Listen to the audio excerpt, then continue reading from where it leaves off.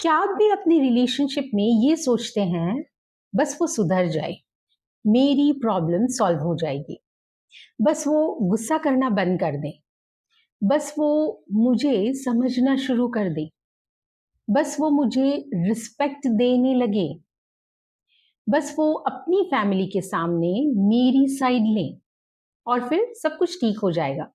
लेकिन एक uncomfortable question, अगर वो नहीं सुधरे तो आपकी प्रॉब्लम कब सॉल्व होगी? तो आज की इस वीडियो में मैं आपको 5 प्रैक्टिकल शिफ्ट्स बताऊंगी जो आपको सामने वाले की चेंज होने का वेट किए बिना इसमें से बाहर आने में मदद करेगी।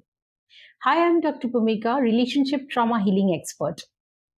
आज की इस वीडियो उन लोगों के लिए है जो मुझे अक्सर कहते हैं, मुझे बस इतना चाहिए कि वो बदल जाए। और मैं समझ सकती हूँ ऐसा क्यों कहते हैं। चलिए जानते हैं प्रिया की स्टोरी से। प्रिया की शादी को 18 साल हो चुके थे। 2 बच्चे, अपनी जॉब, फैमिली रिस्पॉन्सिबिलिटीज और हस्बैंड का बिहेवियर इमोशनली डिफिकल्ट था। कभी बार बार कमियां निकालना, प्रिया को इम्पोर्टेंस नहीं देना, कभी साइलेंट ट्रीटमेंट देना। राज कभी कभी चुप हो जाता था और उसको इग्नोर भी करता था। कभी ऐसा लगता था प्रिया को कि सब नॉर्मल है, लेकिन फिर एक छोटी सी बात और सारा एनवायरनमेंट खराब हो जाता था। प्रिया के लिए सबसे पेनफुल इंसिडेंट वो था जब राज, वो उसके शब्द नहीं लेकिन उसका साइलेंस फैमिली के सामने। और एक बार लंच के टाइम उसके ससुर ने प्रिया को बोला, तुम बहुत मोटी हो गई हो, चावल थोड़ा कम खाया करो। सबके सामने प्रिया बस स्माइल करने की कोशिश कर रही थी, लेकिन अंदर से उसका दिल डूब गया था, क्योंकि प्रिया ऑलरेडी अपने वेट को लेकर कॉन्शियस थी। और उससे उसे ज्यादा हर्ट हुआ कि उसके हस्बैंड ने उसे वहां पे कुछ नहीं बोला। रात को प्रिया ने हस्बैंड से कहा, आपको उन्हें कुछ तो बोलना चाहिए था, कम से कम रोकना चाहिए था। हस्बैंड ने कहा, अरे पापा की तो आदत है, वो तो ऐसा बोलते रहते हैं, वैसे वो तुमको बहुत लाइक करते हैं, तुम जैसा सोचती हो वैसा कुछ भी नहीं है। प्रिया ने कहा, लेकिन मुझे बुरा लगा। राज ने कहा, तो फिर वेट कंट्रोल करो, उन्होंने गलत क्या बोला है? और प्रिया के अंदर एक गहरा घाव बन गया। उसे ये समझ आया कि जो इंसान उसको प्रोटेक्ट करना चाहिए था, उसे इमोशनली सपोर्ट करना चाहिए था, अब वो उसकी पेन के लिए कभी भी खड़ा नहीं होगा। कभी फैमिली गैदरिंग में, जॉब तो तुम करती हो लेकिन घर भी संभाला करो। बस राज हमेशा साइलेंट हो जाता था। बच्चों को तुमने कुछ ज्यादा ही पैम्पर कर दिया है। फिर से राज एकदम साइलेंट होता था। कभी अपीयरेंस पे भी, अब तुम्हारी एज हो गई है, अब अब इस एज में ये सब सूट नहीं करता। तब भी राज चुप रह जाता था। अब धीरे धीरे प्रिया के इमोशंस सप्रेस होने लगे थे। फैमिली के सामने स्माइल, घर आकर रोना, फिर खुद को ये समझाना, चलो फैमिली है, अब तो फंस गए, अब क्या करें? अगर आपके मन में भी अभी ये सवाल आ रहा है, तो ये वाली वीडियो जो लिंक में है वो आप जरूर देखिए। फ्रेंड्स, यहाँ एक इंपॉर्टेंट डिफरेंस समझिए। एडजस्टमेंट और खुद को नजरअंदाज करना, ये एक ही चीज नहीं है। एडजस्टमेंट तब होता है जब दो लोग एक रिलेशनशिप को प्रोटेक्ट करते हैं, और खुद को नजरअंदाज करना मतलब ये कब होता है जब सिर्फ आप अपनी फीलिंग्स का सेक्रीफाइस करते हो। चलिए समझते हैं राहुल की स्टोरी से। 45 इयर्स का एक सक्सेसफुल इंजीनियर, फाइनेंशियली इंडिपेंडेंट, बाहर से सक्सेसफुल, लेकिन घर के अंदर इमोशनली एग्जॉस्टेड। एक शाम राहुल के कुछ क्लोज फ्रेंड्स घर पर आए। एक फ्रेंड ने राहुल से कहा, यार राहुल, तुमने तो बहुत कुछ अचीव किया है, तुम्हारी जर्नी सचमुच इम्प्रेसिव है। राहुल कुछ बोले उससे पहले उसकी वाइफ नेहा बीच में ही बोल पड़ती है, इसमें क्या प्रेस करना, ये तो ऑर्डिनरी चीजें हैं।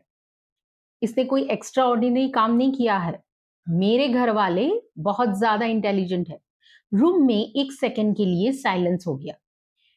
राहुल स्माइल करके रह गया, लेकिन अंदर से उसका कॉन्फिडेंस हिट हो चुका था।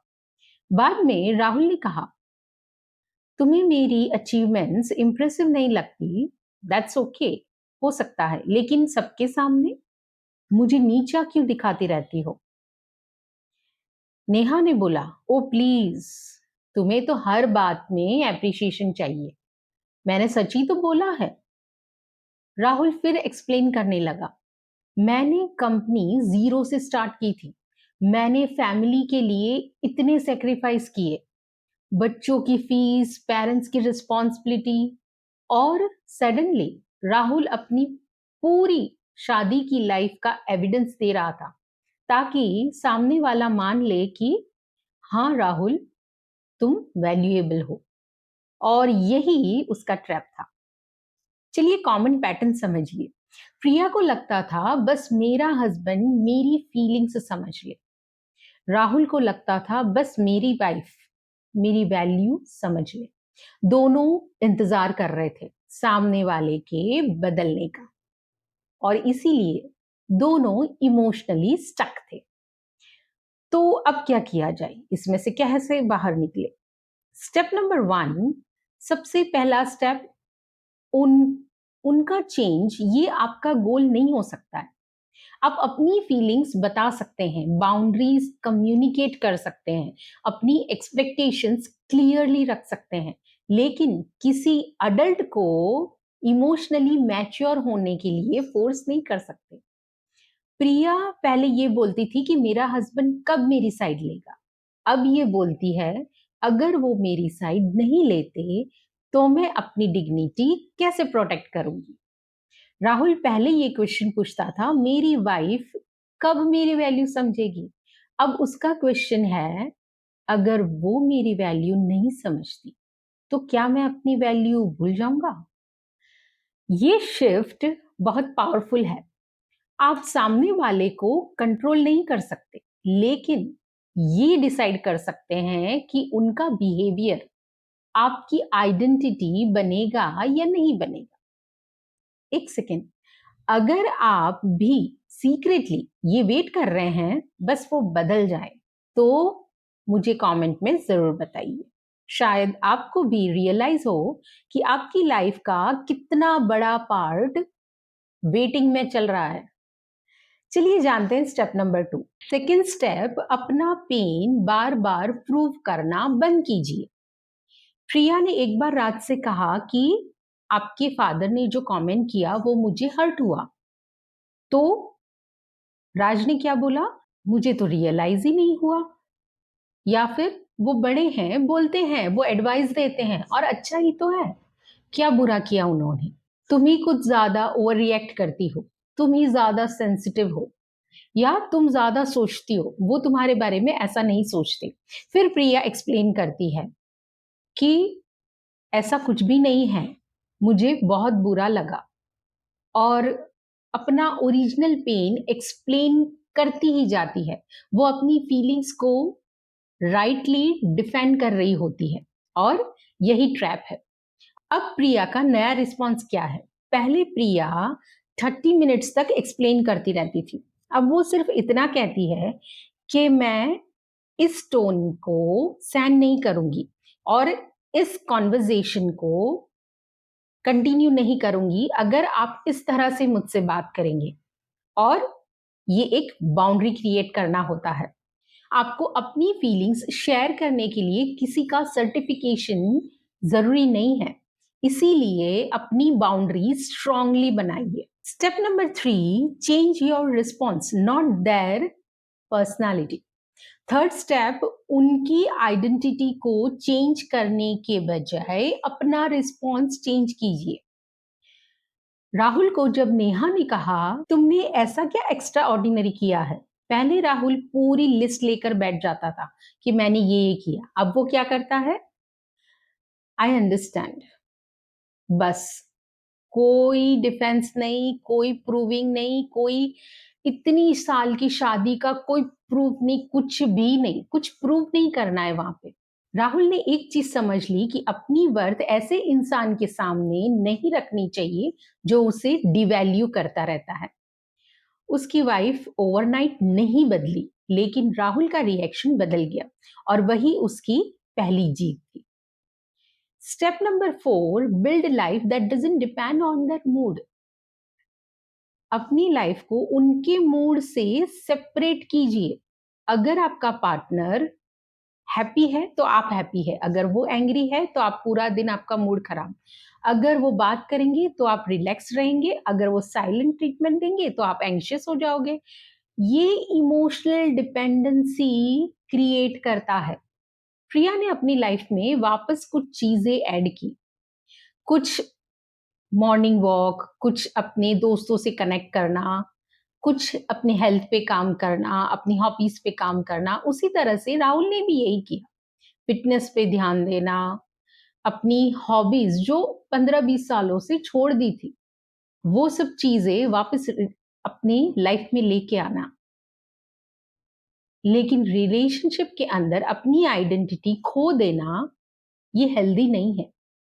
Step number 5, ask the right question. अब सबसे इंपॉर्टेंट स्टेप है ये कि क्वेश्चन बदल दीजिए। इंस्टेड ऑफ वो कब बदलेंगे, वो बदल जाए तो मेरी जिंदगी आसान हो जाएगी। मैं ऐसा क्या करूं कि वो मुझे रिस्पेक्ट देना शुरू करे, मैं ऐसा क्या करूं कि उनको समझ में आए कि मैं उनको कितना प्यार करती हूँ, कितनी वैल्यू करती हूँ। मैं ऐसा क्या करूं कि मेरी वाइफ मुझे रिस्पेक्ट दे, मुझे वैल्यू करे। अगर वो नहीं बदले तो मैं क्या बदल सकती हूँ, ये पूछिए। अगर वो रिस्पेक्ट नहीं देते तो मैं कौन सी बाउंड्री सेट कर सकती हूँ। अगर वो सपोर्ट नहीं करते, मैं अपना सपोर्ट सिस्टम कैसे बिल्ड करूं। अगर वो मेरी फीलिंग्स वैलिडेट नहीं कर सकते तो अपनी इमोशनल वैलिडेशन कैसे डेवलप करूं। अगर वो फाइनेंशियल कंट्रोल करते हैं तो मैं अपनी फाइनेंशियल अवेयरनेस या अपनी स्किल्स पे कैसे काम करूं। अगर वो कॉन्वर्जेशन को आर्ग्यूमेंट बना देते हैं तो मैं कब एंगेज और कब डिसएंगेज करूंगी। ये हेल्पलेसनेस से डिसीजन मेकिंग की तरफ शिफ्ट करता है। चलिए एक बार याद करते हैं, उनका चेंज आपका गोल नहीं है। आपका पेन बार बार प्रूव करना बंद कीजिए। उनकी पर्सनालिटी को नहीं, अपना रिस्पॉन्स चेंज कीजिए। अपनी लाइफ को उनकी मूड से सेपरेट कीजिए। वो कब बदलेंगे ये मत पूछिए, लेकिन मैं अब क्या चेंज कर सकती हूँ अभी अपनी लाइफ में, ये सवाल पूछिए। फ्रेंड्स, कभी कभी हम रिलेशनशिप में इसलिए नहीं फंसे होते क्योंकि हम वीक हैं। हम फंसे होते हैं क्योंकि हम एक बेटर वर्जन का वेट कर रहे होते हैं। पहले वो ऐसे नहीं थे, एक दिन समझ आएगा उनको। बच्चे बड़े हो जाएं तब देखेंगे, रिटायरमेंट के बाद सब ठीक हो जाएगा, बस थोड़ा और एडजस्ट कर लेते हैं। और इसी में वक्त निकलता जाता है। इसलिए मैं आपसे ये कहूंगी कि बस मैं एक चीज जरूर कहूंगी, उनके बदलने का वेट करते करते खुद को मत खोना। अगर वो बदल जाते हैं इट इज गुड, लेकिन अगर वो नहीं बदलते हैं तो भी आपकी लाइफ रुकनी नहीं चाहिए। अगर आप भी सालों से एक ही होप पर स्टक हैं, वो सुधर जाएंगे, तो मुझे कमेंट में सिर्फ एक वर्ड लिखिए, स्टक। मुझे कमेंट में जरूर बताइए कि आप कितने साल से वेट कर रहे हैं किसी के सुधरने का, समझने का, बदलने का। मेरे वीडियो को ऐसे लोगों के साथ शेयर कीजिए जिसको इसकी सबसे ज्यादा जरूरत है, ताकि उनको भी इसमें से बाहर आने में मदद मिले। मेरे वीडियो को लाइक और सब्सक्राइब कीजिए ताकि मैं इस तरह का कंटेंट आपके लिए लाती रहूंगी।